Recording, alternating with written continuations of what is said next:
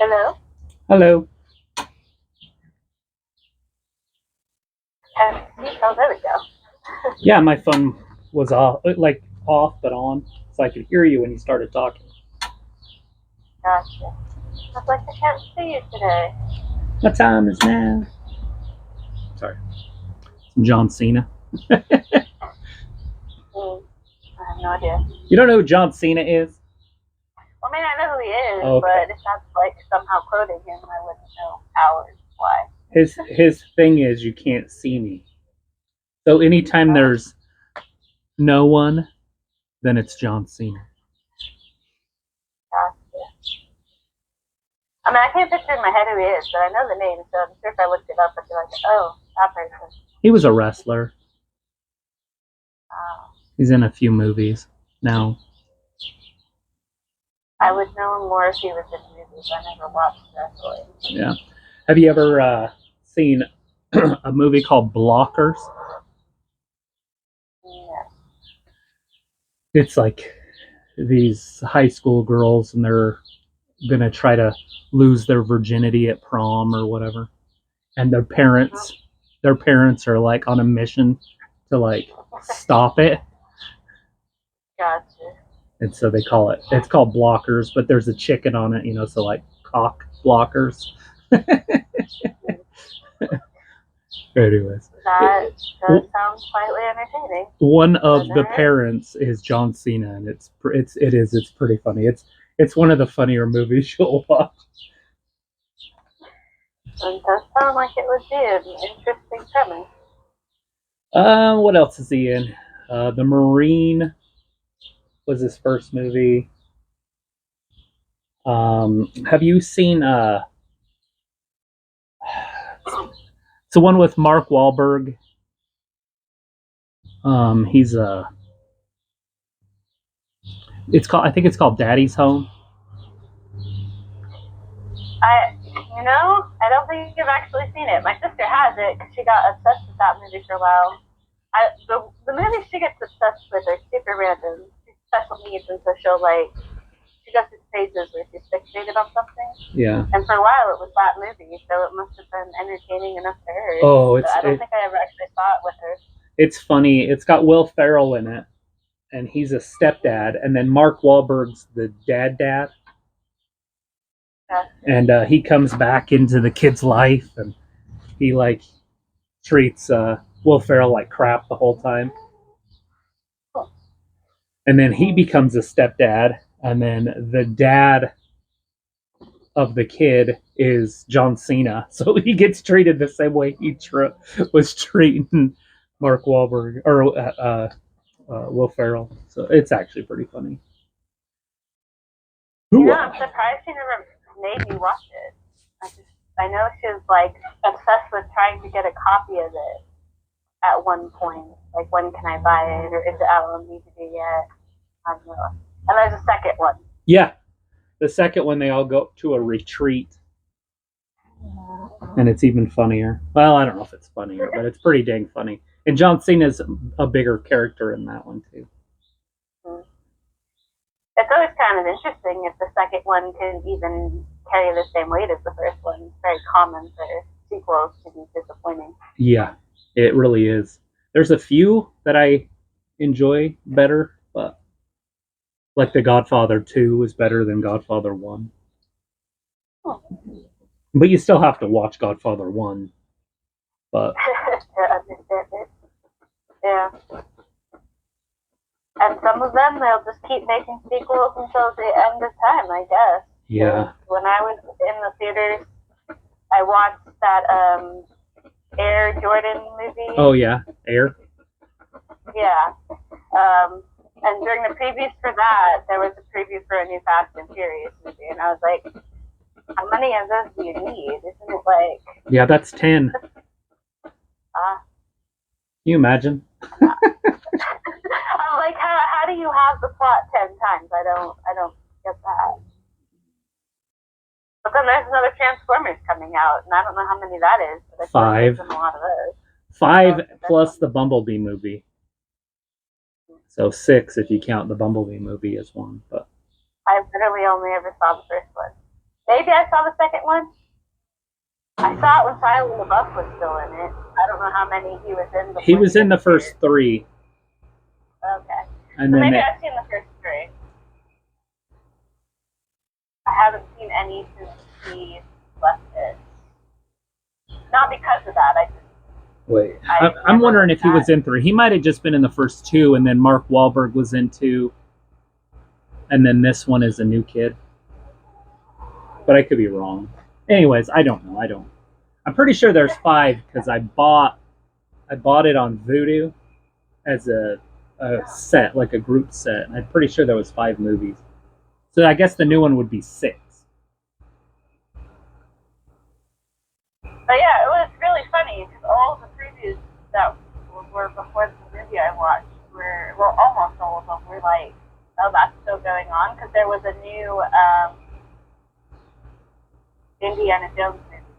Yeah, that one's coming out really soon too. I was like, wow, these are all things I remember being a long time ago. I did not know they were still making them. There's no originality anymore. But that was my first time seeing, honestly, anything in theaters before COVID. It just hasn't been the same as far as, like, there being movies in theaters that look like, oh yeah, I wanted to see that. I don't know. Yeah. Been very few movies. There's one coming out here pretty soon that looks like it's going to be pretty funny. I can't remember exactly what it's called, but it's an animated one. But it's going to be a little crude. But it's about a guy and he goes and dumps his dog off.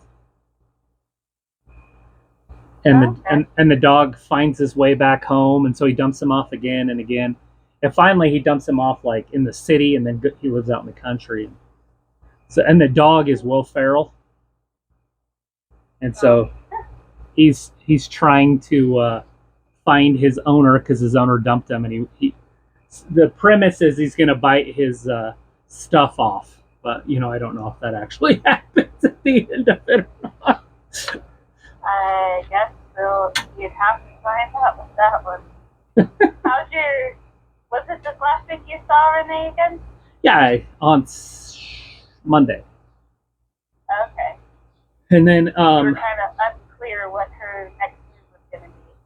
Yeah, she wants to move me up to 100 milligram or whatever. So do you feel like you'll have to go through the same process to feel like slowly going up, or do you feel like now that you've gotten to where you are, it's not as nerve-wracking? It's not about the nerve-wracking. It's literally about how you feel. Like, with me, I'm, like, super sensitive to everything, if anything's different. And so,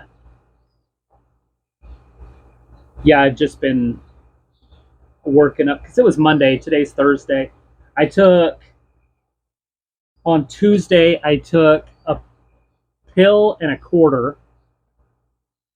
So one pill is a 50 and then a quarter of a 25, because I still had some 25s left. So it basically like 6, milligrams or whatever. So I guess you could say on Tuesday I did 66, or would that be 56? I guess 56. And then Wednesday I did 62. Today I did 3/4, of a pill of the 25. So about like 68. And then tomorrow I'll take a full 25 with the 50. So that'll put me at 75. And then Saturday I was planning on going up another quarter. So basically by next Monday or Tuesday, I should be at 2 full 50s. So 100 is where I'm trying to get. But it's crazy, man. Like, so before I started to try to take medication, I was anti-medication. There's no way like anybody could ever get me to try it. And I did stuff all the time. And in my last therapy, what we did, it was called like coherence therapy. And it was basically like to be so in touch with everything you're doing and why you're doing it. And so what I would do is I would try to figure out why I do things. And then I would try to figure out why I don't do things. And then at the same time, I would be like, okay, why don't I do things? And why do I do things? And one of the things, say, like, how, like, decluttering is a big one that I've been working on lately. So with decluttering, it's like, well, why don't I just get rid of everything and be super organized? And it came to me, because if you sit with a question, you usually will get an answer if you're honest with yourself. And my answer was, I have to have something to do when I have anxiety. So, like, if I get anxiety and everything was perfect, what the hell would I do? Obviously, that's not truth, and that's not how I think, but that's a belief at the core. That's a core belief. I didn't realize I had it because I didn't do it that way.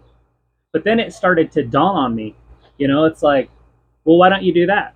Well, it's like, well, then what would I do if I got anxious? And then it, like, and if you self-talk to yourself enough and you start to actualize and start to figure out what the hell is going on, you'll start to see a lot of things like that. And so, but anyways, I've been taking medication.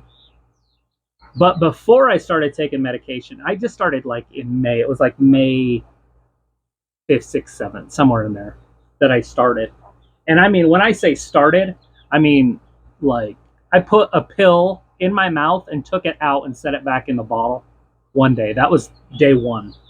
And then I waited for like 6 hours to see if I was going to die just for putting it in my mouth and taking it out. I didn't leave it in there for seconds. I just put it on my tongue and took it off. And the next day, I cut it into like 16ths. And I took one, which was basically like probably the gel covering, like it was so nothing. Then I didn't die. So about 2-3 hours later, I took a little bit more. And then the next day I go, okay, well, I think I've taken about a quarter. So I took a quarter pill the next day. And then by about noon, I was like, okay, I think I feel fine. So I took another like 16th of a pill, and I just, like, throughout the day even, I would ramp it up a little bit. So within a week, I was at 50 milligrams. But I didn't go 25, 50. I went literally 1 through 25 to get to the 25, and then I would take 2. So basically, just to get to 25 took days, and then to get to 50 took days. And then when I talked to her, because she's like, hey, and I was like, you will not believe this. And she's like, I knew she was thinking like, yeah, I realize you aren't taking meds. Like, I don't expect you to. And it's like, no, I'm there. I'm taking them. I've been taking them for 2 weeks, And she's like, what? Yeah, she's been trying to for just 6-7 years, whatever. Right. Probably longer than that, to be honest. I bet it has. I bet it's been 7, 8. How did you go from kind of the one extreme to the other? Because you said for years, like, just having the pill in your pocket was what got you so you could leave your house, right? Right. So those are different pills, right? So that's a Paxil. And like I told you, I took a Paxil once when I was having a very bad panic attack. And it would honestly be based on your perception, because that's what fear is, right? It's your perception of the event. And so my perception of the event was, I can't think. I was just in fear, and I couldn't have thought. And I was, the word obsessive compulsive would be the best way to describe it, because I was so obsessed in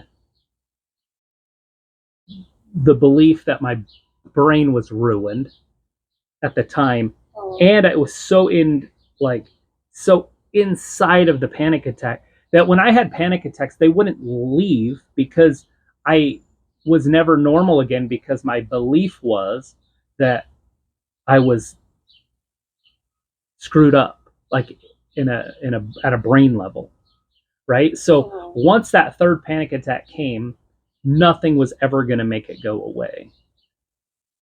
And so when I started feeling better, it still was always there, right? Like, Right. so no matter what I did, I always had that with me. But like I said, I went to a psychiatrist or whatever, and he gave me Paxil. And then from there, his name was Dr. White. He was a pretty cool dude. I actually talked to Jesse first, who was a counselor, and then he took me into the psychiatrist's office, and the psychiatrist was like, "Hey, try these." He had them in his drawer. So I didn't even have to go anywhere, and he gave me like a little sample bottle of them or whatever. And I went home, and I didn't just take one. I had a panic, and I took it. And it's funny because what happens, and it would happen to anybody that took one, because they say, well, they're not for panic when you take them, right? The SSRIs. They have other types of pills for panic, but an SSRI is like a depression pill, and you have to take it for a longer period of time to get the serotonin, re-up stuff to happen. Well, that wasn't my problem. My problem is that I was stuck in my own head with my belief, and what would happen is I popped a pill, and I felt the pill because I just took it, right? I didn't drink water or anything. So I could feel the pill in my throat, and I could feel when it hit my stomach because it made me sick. But what happens when you get sick? You're not thinking about panic. Does that make any sense? And so, instantaneously it worked. The pill took away my panic because I wasn't stuck in the thought that was scaring me. So once I got out of the thought, because that's all I cared about, was having the ability to have another thought. That's all I wanted. And so when I took that, it gave that to me. And but I didn't realize that it was just a distraction, right? This is like in 97, 98. They didn't have a lot of science out on this stuff. And so I didn't realize it was just a distraction, or I could have, punched a wall or screamed or held my breath. I could have pretty much done a innumerable amount of things. And then I would have got that same feeling. And then I would have been able to have another thought, but I didn't realize it at the time. So I'm having this unreal panic. I pop the pill, and it immediately takes it away. I could feel my fear leave me. I could feel it go up my spine, around my head, and take it out my mouth. Because when I would panic, it would feel like electricity running up my spine, up through my neck, into my brain, and into my mouth. And I'm sure you've heard the saying, taste the fear. I could taste the fear, and there's no real taste. It was like electricity in my mouth. And taking the pill took it away, right? So I blamed it on the pill, not the distraction that the pill was making me feel. Because once you have Right. another thought, all of a sudden that shit goes away because it can't persist because it's just adrenaline, sodium lactate, cortisol, it's chemicals. But once it dispersed, I was fine. And then once I was fine, I was like, well, shit, I have a pill. Mm. So now I had a distraction no matter what I did. Hey, I'll just pop a pill and it'll go away. I don't care what I'm doing or where I'm at. And so that in itself was a game changer. So I took this Paxil. It was one of the pink ones. It was a legit Paxil. It wasn't the Prozac or whatever the hell they call it. It was the legit Paxil. And I put that thing in my wallet. And this was like in 98. It was like June of 98. And I kept that in my wallet until 2004 probably. And I could just almost do whatever I wanted to in that time.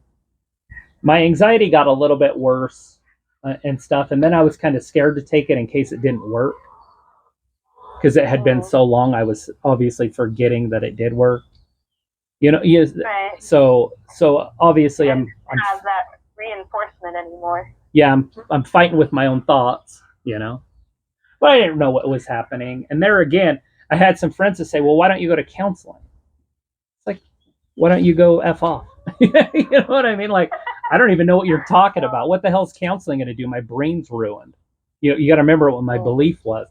And so it was nuts. Anyways, I had a kid in 06, and which is weird to think about because of how weird I was with sex. I kind of told you my story. But anyways, so I had a kid in 06, which took away my fear of having kids. That's the jumping out of an airplane. If you're scared of heights, just have a kid. Right. You don't have to worry about it. But anyway, so then I just... I was so bad I couldn't leave the house. I'll give you an example. The last time I've been to Walmart was in 2006, and it was in March. And it's still the last time I've been there. So that gives you an example of how long I've kind of been where I'm at, like this situation. So, and what are we in, 23? So, and March wasn't that long ago, so 17 years that I've been like this. Before that, I had anxiety and stuff, but I didn't have where I was, I guess you could say, housebound or whatever. Comfort zone bound? Yeah. Longitude and latitude bound. Anyway, so then Kim was like, hey, we have to break up, like, you're not doing anything, like, and I understand, like, I have no regret, or what I'm saying, like, I have regrets, but I don't have any animosity towards her because what the hell is she gonna do, And so she said that she would pay for my counseling, and so I started going to counseling with no ability to be counseled because I didn't know what the hell it was or nothing. And so I went, and it's amazing how many counselors I would have went through if it wasn't for me to find the one that I found first.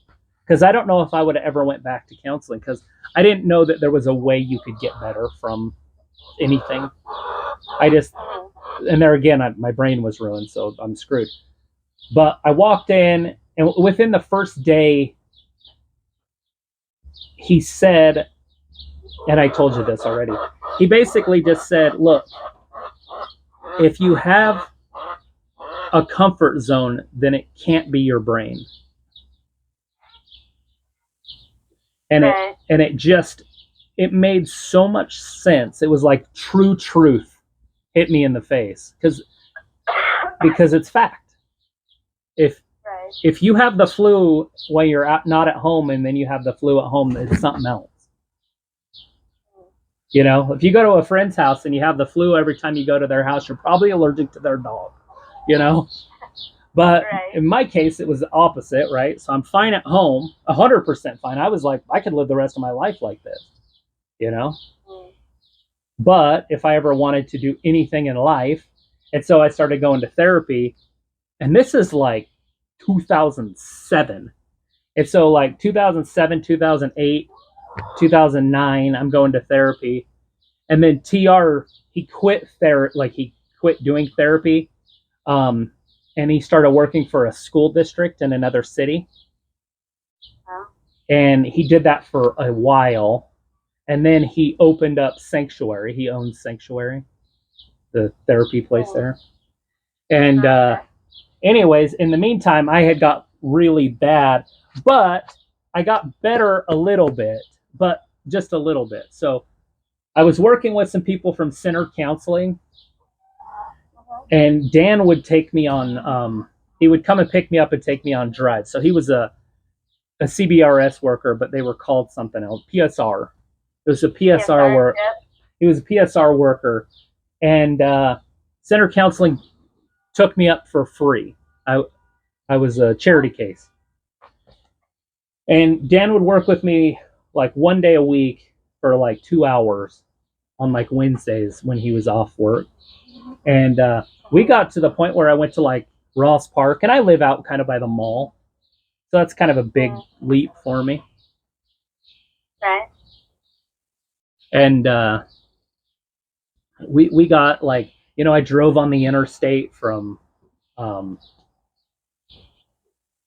like Pocatello Creek to Chubbuck, and from Yellowstone to, or not Yellowstone, Simplot to Chubbuck, you know, and this is like in about 2010. And so everything was kind of going, and I was like, oh, this is actually working. And it really was, like, the exposure, but how long can you, you know, mooch off the system, I guess you could say. And eventually they're going to have to cut back. And anyways, one time we were out and everything was good. I always tell this to my CBS people, not usually my therapist. But we were out and we went over there by my buddy's car lot, you know. And then we went under the interstate, and there's a new roundabout. And so we went through the roundabout there on Highline.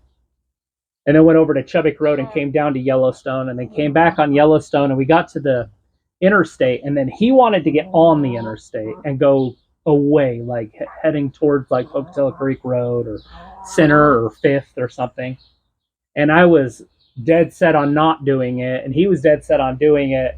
And so we got in a fight, not like a fist fight, but like a we're not doing it fight. Anyways, ended up taking me home, and neither of us really trusted each other after that. But that was the best PSR / CBRS worker I've ever worked with. He was very motivating and like very, but it was like he just pushed a little bit too hard on the one time. That went past your limit. Yeah. And then TR called that chasing Travis. You never want to get into a chasing Travis moment because you want it to be as least painful as possible, but still have some irritation, you know? Right. And so anyways, after that, oh, go ahead if you have a question. Are you still doing that kind of thing with Brett? So with CBRS with Brett, so I haven't told Brett that I'm on medication. Mm-hmm. And I told you that. And so what's happening with that is I'm very leery of how I feel. And so since March, because I started taking pills, we're still doing CBRS, but we're not doing CBRS, right? Like, I'm not pushing anything because I don't know how I'm going to, like, I don't know what's going to happen. And so, like today, though, was a prime example. We did go places, and I noticed that I have a lot of I don't care, which is super nice. Now, granted, I'm in a small area, and I'm just pushing just barely outside of it. And I was legit as calm as you could possibly be, you know? And I was sitting there going, this is probably working, and I could probably push a lot harder. And I think I just need to get a little bit of the confidence. But I'm trying to get up to the damn one, or the 100 milligram that she wants me to. And it's funny because I was at the 50 for 2 or 3 weeks. You know, that's what it was. It was 3 weeks. I got to the 50 and I had been there for 3 weeks. And then she's like, well, how's everything going? I was like, well, I haven't been doing anything. You know? And she's like, well, most of the time with anxiety, we do 100 and we do 50 with depression. And I'm like, yeah. And she's like, so are you willing to go up? And I said, sure, because I did. I told myself, I told her that I told myself that once I start this medication, I'm going to need to be on this medication, not for the rest of my life, because I do want to get off of it, or I wouldn't be doing therapy still. You know, I want to be able to back off of it, but I'm using the medication as that to get me through so I can go places and then see myself in those places. It's been 17 years since I've been in a store. Right. You know what I'm saying? And so I think once I am in these places and I see these, and it becomes who I am going and doing, then I can start backing off the medication, because I already have the talk. I already have the belief system changed for the most part. I do have some beliefs that we need to work on, but for the most part, I've changed a lot of the big beliefs. You know, the big aha ones, but there are still a few that linger. And I don't know how you like to deal with this stuff. So obviously, I mean, it kind of, I do a little bit of the core belief work, but I mean, it sounds like you've done a lot of the core belief work. Yeah. My main modality I use is actually acceptance and commitment therapy, so it's kind of more about not that the emotion goes away, but that the emotion is not in the driver's seat having as much power anymore. So it's more about actually letting yourself sit with the emotion. Right. Instead of fighting the emotion. Very, very good one. That is probably the most powerful thing that you can do. The only problem is the emotion that you're going to be fighting. If your belief, this would be my argument. The only problem is that the belief is going to just persist. That's causing the emotion in the first place. Right. But you could start wearing it out if it doesn't bother you. Then the belief will go away on that end. So it could, like, it definitely is powerful. There is nothing more powerful than when I start getting anxious, going, well, let's see what it's like this time, you know. And you'll notice when you do that, once you can sit with it like that, it goes away. It's probably the hardest thing that you can do is sit with an emotion. It's very hard at first. I mean, I think pretty much everyone is geared towards, oh, this is uncomfortable, so we do all the things to avoid, control, escape, rather than sit with things. Yeah, pretty much anything too. And I mean, some people do some absolutely debauchery. Right. That's from drugs, alcohol, sex, mutilation. I mean, and they hide it because they don't want people to know, because they're embarrassed of it.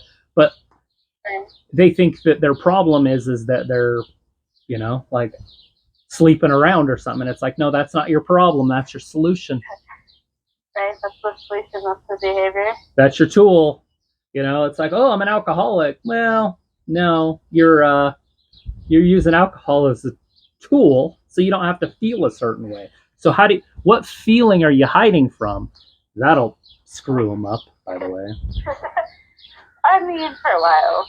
Yeah. The funny thing is it's like, hey, look, the alcohol is your solution to the problem. What's the problem? Well, they don't want to deal with the problem. Of course, they don't want to deal with. Nobody wants to deal with their problem, and their problem can be something so simplistic that it's not that big of a deal. But in their head and in their child brain, it sucked. Right. Whatever it was, So are you, I mean, you probably have its own kind of review, but have you gone over what the most common payoffs or like functions of a behavior are? Are you talking about like the rewards that I get? I mean, in this, the way I've heard of it referred to as payoff, like the reinforcing consequence. There's like the most common ones are like we get to feel good, we get to avoid or get rid of uncomfortable thoughts and feelings, we get to escape from an unpleasant situation, we get attention, we get our needs met, we feel like we're problem solving, we feel like we're making sense of things. Those are kind of the 7 biggest functions of behaviors. This is going to fall under one of those. Right. Yeah, no, I mean, no, I haven't done that kind of stuff. I probably have, but on different levels or different areas of, what am I getting out of this? Or what are you losing? Because it's that pleasure pain principle. Like, Yeah. we either do it because it sucks or we do it because we love it. Right. And just kind of recognizing ways that we're reinforcing the behavior. Which is your answer, by the way, why I did a 180-degree switch was I don't like that I'm not doing anything and I'm getting older. Like when McKenna comes down, she's 17 and she had, like, her mom they went down to Las Vegas and they were racing, supercars. And you had to pay like $300 per 3 laps or something to drive these supercars at the speedway there in Las Vegas. So anyways, yeah, she got to do it. She got up to like 200 miles an hour once, and the instructor's sitting right next to you the whole time, and she was driving like she did a Corvette in one, I think she did like a Lamborghini in another one, and then she did like an Audi or something, and the Audi was super fast. You wouldn't think an Audi would be that fast, but it was super fast. But anyways, and then she came back, and then she came over, and it's like, she doesn't do anything when she's here, We don't do literally anything, Just alone time and watch TV, which might be fun for her too, But it's like, well, I want to do different things. And so it was getting, like it just kept digging at me, And it's like, I got to do something. And it's like, well, what can I do? And at the time I didn't have a therapist yet. And Sam didn't know what he was doing, So basically it's been about a year since I stopped seeing TR. When you said you were working on the, like, recognizing the function, why you do things, why you don't do things, like the example with the decluttering, that was with your counselor before Sam? Oh, with TR.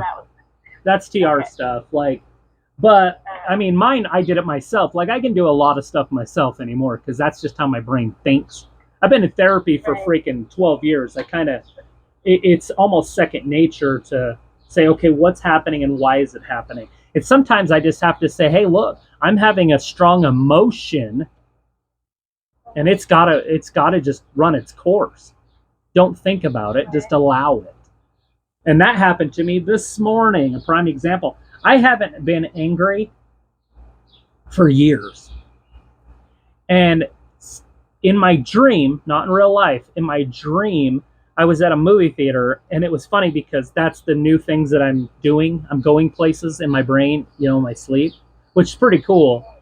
Probably the medication stuff. But anyways, I go in, and I'm sitting in the theater, and there's these 2 people in front of me, and one of them's like keeps standing up so I can't see the screen.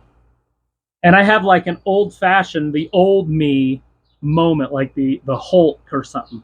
And I just got super mad. Like, I was like shaking, and I started yelling at him, which I don't do. I don't yell at people. Then I started like shaking, and I was just like, I flexed every muscle in my body, and then I calmed down in my dream. I had calmed down a little bit, and then I guess you could say I apologized, and I was like, oh, it's all good. After I overreacted, and then I came back down, I was fine. But anyways, then I woke up, and my heart started to pound. It probably got up in the hundreds, and I was like, what in the hell? Like, is it the medication? Am I like having anger issues? Like, and I started to just kind of go into it, and I wanted to be in there for some reason, and that's probably your problem solving, right? And so eventually I was like, holy crap, dude. I was like, you're just it was a dream, and you calmed down in the dream, because I'm worried I'm going to come upstairs and like run down the road and choke people or something. You know what I'm saying? Like, I was so wrapped up in my thinking. But then I was like, it was just, first of all, it was a dream. And second of all, you calmed down during it. It wasn't like I stabbed the dude with a pocket knife. You know what I'm saying? Like, I actually calmed down while it was happening. And then once I realized that it was an emotion, everything, I just calmed down. I was fine. But immediately you could see I always try to find like the source. Well, the only thing that's different is the medication. Well, the only thing different is the medication, because it allows me to be myself. And if you get mad, go ahead. I'm not going to go stab somebody or shoot them or beat them up. It's just, hey, I got angry. I yelled at somebody. I kind of feel like a dick. Life goes on. Right. They're not going to vote for me at the next election, Anyway, so that's the emotional part. Even if you stab someone in your dream, it's well, exactly. Like, I'm not. Doesn't usually mean that you're going to have those thoughts in your life. Right. Yeah, no, I like I said, I just woke up, and I'm hyper vigilant because I've been upping my meds, and I'm aware that I feel different again, like I did that first couple weeks. And I'm trying to allow myself permission to be that way, because it does make my heart beat more. Like, my heart beats faster on it. Like, which you think would be opposite, because it's a antidepressant, so you think it would calm you down, but it doesn't. It ups me, my heart rate, and so around 3 to 5 o'clock in the morning, my heart will go up to 90 plus, and it's probably dreams that I'm having, because my dreams are more vivid because I'm deeper in sleep because of the medication. And then I wake up out of a dream, and then I'm like, oh crap, like, now I'm awake, because you know how hard it is to go back to sleep when your heart's at 102, or whatever, and it's like, crap. My resting heart rate's at like 56, and so I'm like, crap, and so like this morning I woke up at 4, and it's like, you just got to give yourself permission, dude. Like, don't go too deep into this one. It's going to go away. And so, and it does, and I'm fine. And it's not even anxiety. That's the crazy part. I'm completely calm while it's happening. Right. And I'm like, why is my heart beating 1,000 miles an hour and I'm calm? And it's like, because you're excited. Let's go outside and do something. It's like, it's 4. They call that meth. Your neighbors will be like, well, what's up with the spotlights outside at 4 o'clock in the morning? Well, just manufacturing in the backyard. Yeah. I didn't know that was a common, that was the side effect of that med. It is for me. I don't know if it is for everybody, but definitely gets me ramped up a little bit. And there again, I'm hyper vigilant of it, so I'm probably causing it myself. Like, and now I know it happens. Yeah. So, and I'm not too worried about it. because it doesn't bother me, and I go to bed at like 10. If I get up at 4, guess what? I got good 6 hours of sleep. I'm legit okay with 6 hours. Right. You're legit ahead of me when I go to bed earlier sometimes. But anyways, so I'm hoping to be at the 2. She wants to meet with me on the 26th at 3 o'clock. And so I'm hoping to at least get up to the 2. I keep calling it 2. It's 100 milligrams or 250s, but she actually wrote me out a prescription for 100 milligrams. So right. It's all good. Once you work your way up to that. Yeah. So I'm hoping, I think Monday I'll be at basically there. I'll be at 93 or something. And so the 6 grams the next day. So then on Tuesday I'll take 100. That's my goal. If I feel better, and I haven't felt better, so that's why I keep saying, like, on Tuesday I was like, well, if I feel better, I'll take another quarter pill. Well, I didn't feel better all day. So then on Wednesday I was like, oh, if I feel better, I'll take a quarter pill. And today I was like, hey, if I feel good, I'll take another quarter pill. But I haven't felt good enough to take a little bit more because I've been so into my head. Yet I'm calm. It's the weirdest thing because it's like,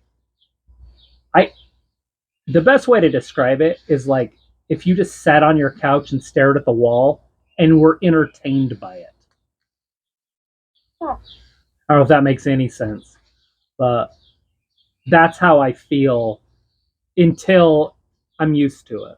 And so that first week, I literally just could sit there and stare at nothing and be I'm brain dead, or but I'm not. My brain's working, but I'm super entertained by what's happening with nothing. Like the boredom's awesome.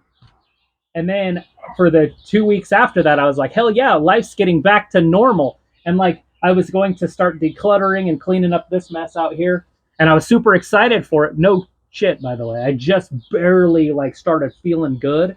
And she's like, hey, let's take you up to 100. And I'm like, nobody likes you, Renee. I know they might say they do, but they don't. Anyway, so now I'm sitting here going, I got to give myself permission to be lazy again for a few weeks until I start feeling good again. Right. And so it kind of settles down. Anyway, so that's where I'm at with everything. Well, hopefully, as it settles down, you'll be able to do more things with Brett, too. Because, I mean, it sounds like every step that you've made that helped things get a little better was kind of like, well, once you saw, oh, this happened and I didn't die and I was okay, now that part's part of my comfort zone. Right. Yeah, and Brett's gonna eventually, I mean, he's almost 70. He's not gonna be there for very long, where you guys are. I'm not telling you he's quitting or anything. I'm just saying that, he's getting up there, and so what I probably should do is see what other CBRS workers you have besides Jared, and go from there. Not get rid of Brett, but just because I have 3 hours a week.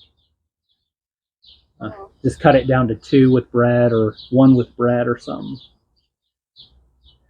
Josh is pretty cool, and I have worked with Josh before, but Josh is a little pushy. Oh. I don't know if you know Josh, but I know his name. I don't know if I've ever actually met him. Here's how Josh works. So if say you were a kid and you wanted to learn how to play baseball, or say football, you wanted to learn how to play catch.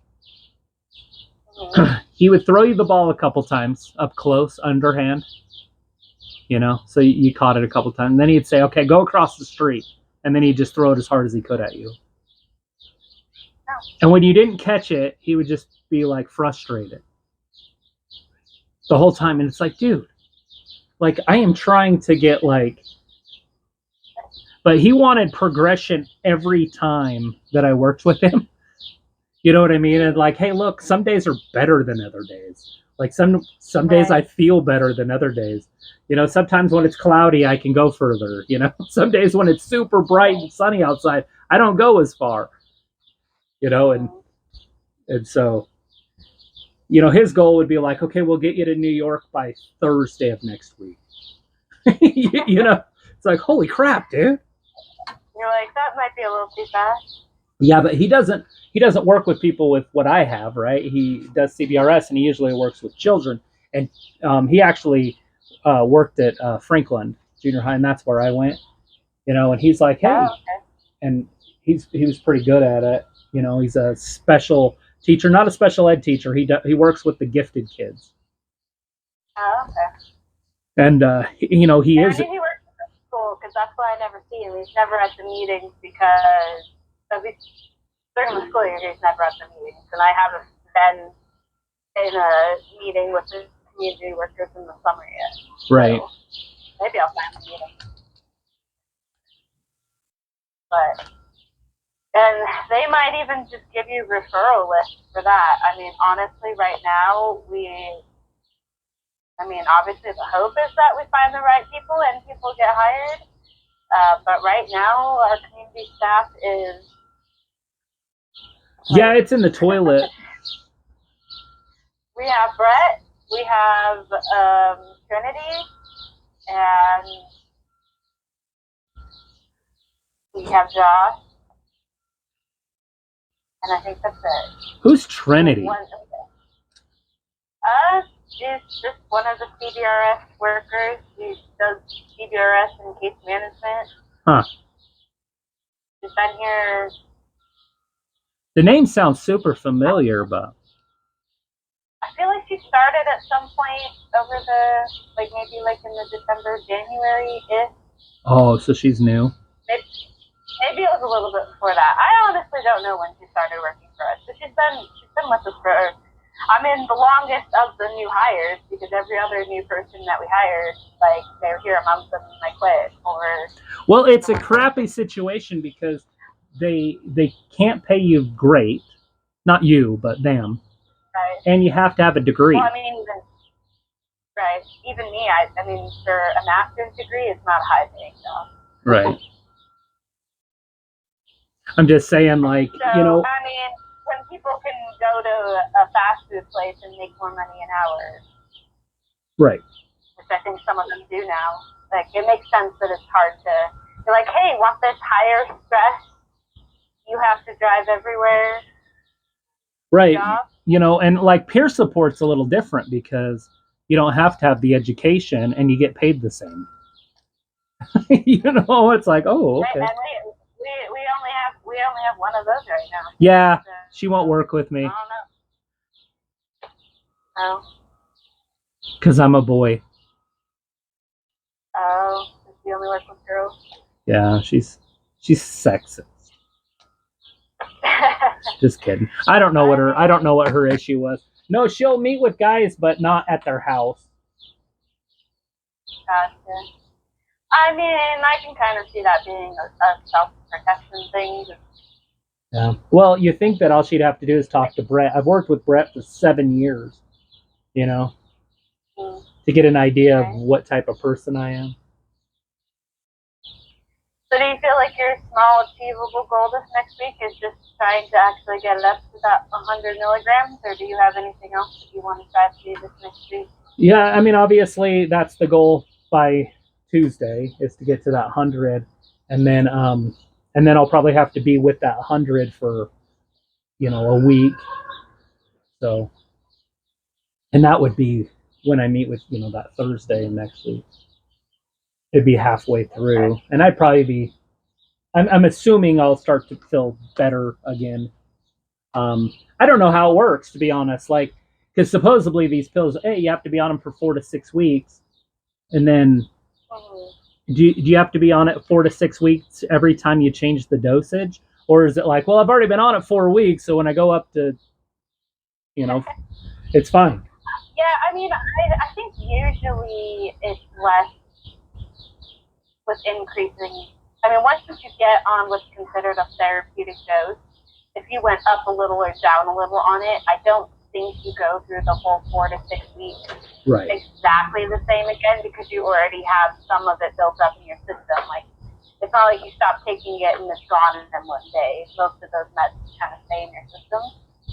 So I would imagine that if you are just like going up a little, once you have that established dose in you, that it shouldn't happen. Right. Within a couple weeks. Yeah. Yeah. That's what I was thinking too. But also, meds is not my field, so I will let you know. Well, I will. Next week, I want to try to do an activity just about the adult care. I don't know if you've done that, kind of the child care, adolescent care, adult care. I thought it would be interesting to kind of see the roles that the different avoid behaviors fall under. Perfect. So we can maybe do that next week, because I don't want you to feel like, oh, she just sits there and I talk.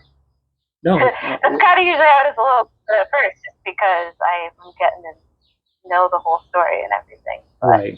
Yeah, no, absolutely. I think I'll do that with you next week. And this week, maybe just be thinking about those payoffs a little bit. Like, okay, what's the actual function of this behavior? Right. And sometimes that helps us take that rational step of like, oh, okay. Right. Yeah. Well, I hope it continues to go well.